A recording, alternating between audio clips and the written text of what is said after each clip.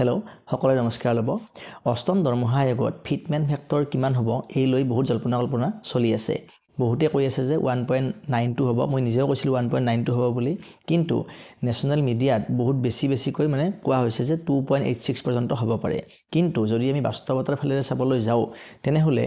1.92 ৰ পৰা 2.08 পৰ্যন্ত ফিটমেন্ট ফেক্টৰ বৃদ্ধি হ'ব পাৰে আৰু যদি তেনেকুৱা হয় তেনেহলে এগৰাকী চৰকাৰী কৰ্মচাৰীৰ দৰমহা কিমানখিনি বৃদ্ধি হ'ব মানে বৰ্তমান পাই থকা স্যালাৰিতকৈ অষ্টম দৰমহা আয়োগ অহাৰ পিছত স্যালাৰি কিমানখিনি বৃদ্ধি হ'ব গতিকে আজিৰ এইটো ভিডিঅ'ৰ যোগেৰে মই ফিটমেন্ট ফেক্টৰ 1.92 হলে এগৰাকী চাকৰিয়ালৰ স্যালাৰি কিমানখিনি বৃদ্ধি হ'ব ফিটমেন্ট ফেক্টৰ 2 হলে কিমানখিনি বৃদ্ধি হ'ব আৰু ফিটমেন্ট ফেক্টৰ 2.08 হলে কিমানখিনি বৃদ্ধি হ'ব সেইটো আজি মই এটা তুলনা কৰি দেখুৱাই দিম এগৰাকী ফ্ৰেছ চাকৰিয়ালৰ ক্ষেত্ৰত এতিয়া যদিও দেখাত 1.92 বা 2 নাইবা 2.08 ৰ মাজত মাত্ৰ পইণ্ট মানে 08 ৰ হে পাৰ্থক্য আছে কিন্তু এই 0.08 ৰ পাৰ্থক্যটোৱে কিন্তু স্যালাৰি ক্ষেত্ৰত বহুতখিনি বেছি পাৰ্থক্য মানে আনি দিব পাৰে গতিকে যেহেতু আমাৰ অসমত বৰ্তমান এডিআৰইৰ যোগেৰে বহুতখিনি প্ৰাৰ্থী নিযুক্তিপ্ৰাপ্ত হৈছে বহুতে চাকৰি লাভ কৰিছে গতিকে সেই সকল চাকৰিয়ালৰ ক্ষেত্ৰত যিসকল ফ্ৰেছ মানে চাকৰিয়াল সেই সকলৰ ক্ষেত্ৰত ফিটমেন্ট ফেক্টৰৰ যদি এই তিনিটা আমি মানে হেই লৈ লও মানে সংখ্যা লৈ লও 1.92 2 আৰু 2.08 তেনেহলে কেনেকুৱা ডিফাৰেন্স আহিব আমি এতিয়া চাম এতিয়া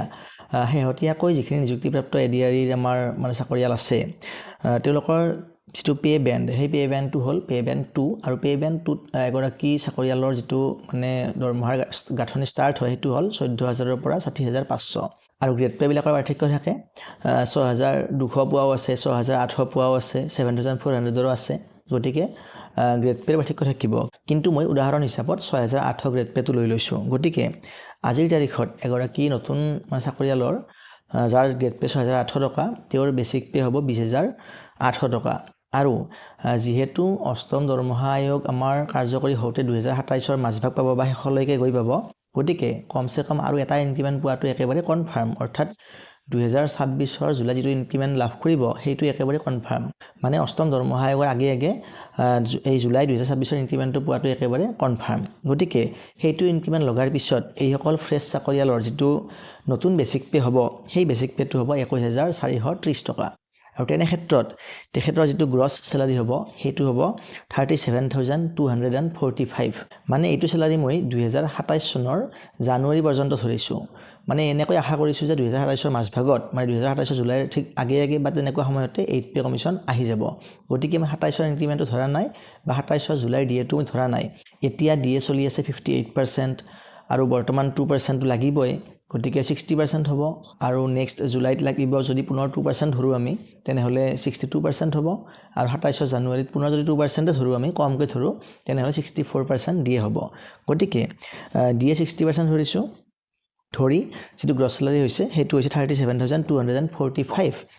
এটো হল 27 ৰ জানুৱাৰীলৈকে এতিয়া ইয়াৰ পৰা ডিডাকশন হ'ব এনপিএছ ৰ টকা প্ৰফেশনাল টেক্সৰ টকা জিআইএছ ৰ টকা আৰু এমএমএলসি ৰ টকা গতিকে এইখিনি ডিডাকশন হোৱাৰ পিছত যেটো নেট স্যালাৰি লাভ কৰিব 33097 টকা লাভ কৰিব এগৰাকী ফ্ৰেছ চাকৰিয়ালে 2027 চনৰ প্ৰথম ভাগত মানে 2027 ৰ ইনক্ৰিমেন্টটো নলগাকৈ এতিয়া সেই সময়ত যদি 8 পে কমিশন আহি যায় তেনেহলে যদি ফিটমেন্ট ফেক্টৰ লাগি যায় 1.92 তেনেহলে তেখেতৰ নতুন বেসিক হ'ব 41145 আৰু ইয়াৰ ওপৰত যদি চৰকাৰে ডিএ ঘোষণা কৰে 1% মানে প্ৰথম অৱস্থাত ডিএটো বহুত কমি থাকে 7 পে কমিশনৰ প্ৰথম ডিএটো 1% দিয়া হৈছিল গতিকে 1% ধৰিছো তেনেহলে ডিএ হ'ব 411 হাউস ৰেন্ট যদি 7% হিচাপত ধৰা হয় যদি অষ্টম দৰমহা আয়োগটো সপ্তম দৰমহা আয়োগৰ নিচিনাকৈ হাউস ৰেন্ট 7% এই থাকে তেনেহলে হাউস ৰেন্ট হ'ব 2880 টকা আৰু এফএমএ ফিক্স মেডিকেল এলাউন্স থাকিব 600 টকা এইটো 600 ধৰা হৈছে যদি অলপমান বাঢ়েও হেতু মই ইয়াতে ধৰা নাই তেনেস্থলত নতুন গ্ৰছ স্যালাৰি হ'ব 45036 আৰু ডিডাকশন হোৱাৰ পিছত তেখেতে নেট স্যালাৰি লাভ কৰিব 40247 মানে যেটো ডিফাৰেন্স আহিব অষ্টম দৰমহা আয়োগৰ লগত সপ্তম দৰমহা আয়োগৰ স্যালাৰিৰ লাষ্ট স্যালাৰি সেই ডিফাৰেন্সটো হ'ব 7150 रुपीस যদিহে ফিটমেন্ট ফেক্টৰটো হয় 1.92 আৰু যদিহে ফিটমেন্ট ফেক্টৰ হয় 2 তেনেহ'লে চেলাৰী ডিফাৰেঞ্চটো হ'ব 8,820 rupees মানে ফিটমেন ফেক্টৰ 1.92 আৰু ফিটমেন ফেক্টৰ 2 ইয়াতে 0.08ৰ ডিফাৰেঞ্চ এই 0.8ৰ ডিফাৰেঞ্চত অলমোষ্ট 1700 টকাৰ ডিফাৰেঞ্চ আহিব চেলাৰী বৃদ্ধিৰ ক্ষেত্ৰত আৰু যদিহে ফিটমেন ফেক্টৰ হয় 2.08 তেনেহ'লে চেলাৰী ডিফাৰেঞ্চ হ'ব 10,510 মানে ফিটমেন ফেক্টৰ 1.92ৰ পৰা 2.08 লৈ 0.16ৰ ডিফাৰেঞ্চত অলমোষ্ট চেলাৰী ডিফাৰেঞ্চ আহিব 3,400 টকাৰ ডিফাৰেঞ্চ আহিব এইখিনি হ'ল আপোনাৰ এগৰাকী ফ্ৰেছ চাকৰিয়ালৰ ক্ষেত্ৰত যিসকলে ৰিসেন্টলি জইন কৰিছে বা এতিয়া জইন কৰিব আমাৰ এডিআৰিৰ আমাৰ এই জানুৱাৰী মাহৰ 9-10 তাৰিখে পোষ্টিং দিবই গতিকে যিসকলে জইন কৰিব তেওঁলোকৰ ক্ষেত্ৰতো এনেকুৱা হ'ব বা যিসকলে অলৰেডি জইন কৰিছে এটাও ইনক্ৰিমেন্ট লাভ কৰা নাই 2026ত ফাৰ্ষ্ট ইনক্ৰিমেন্ট লাভ কৰিব তেওঁলোকৰ ক্ষেত্ৰতো এনেকুৱাই হ'ব এতিয়া এই একে পে স্কেলতে বা একে বেসিক পে চাকৰিয়াল যিসকলৰ চাকৰি অলৰেডি 10 বছৰ 12 বছৰ হৈ গৈছে তেখেতসকলৰ ক্ষেত্ৰত এইখিনি ফিটমেন ফেক্টৰত কেনেকুৱা ডিফাৰেঞ্চ আহিব সেইখিনি এটা মই ৰাফ হিচাপ কৰি চাইছিলোঁ হিচাপটো ৰাফ বুলি মই এই কাৰণে কৈছোঁ কাৰণ যেতিয়া আমাৰ অষ্টম দৰমহা আয়োগ কাৰ্যকৰী কৰা হ'ব বা অষ্টম দৰমহা আয়োগ যেতিয়া ফিটমেন ফেক্টৰ উলিয়াব বা নতুনকৈ পে স্কেল নিৰ্ধাৰণ কৰিব তেতিয়া সেইবিলাকৰ ৰাউণ্ড অফ কৰা হয় গতিকে তাত অলপমান হলেও টকাৰ ডিফাৰেঞ্চ আহিব হয়তো আমাৰ বেছি নহয় 100-200 টকা ডিফাৰেঞ্চ আহিব পাৰে গতিকে তেনে ক্ষেত্ৰত যিসকল পুৰণি এমপ্লয় আছে যাৰ 10 বছৰ 12 বছৰ ইতিমধ্যে হৈ গৈছে সেম বেসিক পেতে মই যিখিনি ইতিমধ্যে উল্লেখ কৰিলোঁ 14,000ৰ পৰা ষ্টাৰ্ট কৰি আপোনাৰ গ্ৰেড পেটো 6,018 টকা তেনে ক্ষেত্ৰত আমাৰ যদিহে ফিটমেন ফেক্টৰ হয় 1.92 তেনেহ'লে অলমোষ্ট 9,500 মানৰ ডিফাৰেঞ্চ আহিব যদিহে ফিটমেন ফেক্টৰ হয়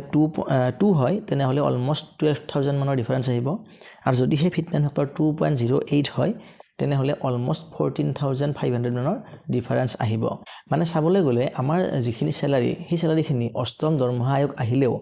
একেবাৰে বহুত জাম কৰি বৃদ্ধি হৈ নাযায় এটা ৰিজনেবল হিচাপতে থাকিব বহুতখিনি বৃদ্ধি নহয়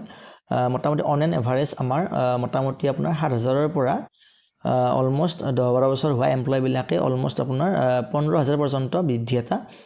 আশা কৰিব পাৰে তাতকৈ বেছি আশা নকৰাই ভাল অৱশ্যে যিসকল এমপ্লয়ে ইয়াতকৈ হায়াৰ পে বেণ্ডত চাকৰি কৰি আছে বা যিসকল এমপ্লয়ৰ চাকৰিকাল মই কোৱাতকৈ বহুত বেছি হৈছে মানে 10-12 বছৰতকৈ বেছি হৈছে 20 বছৰ ধৰি চাকৰি কৰি আছে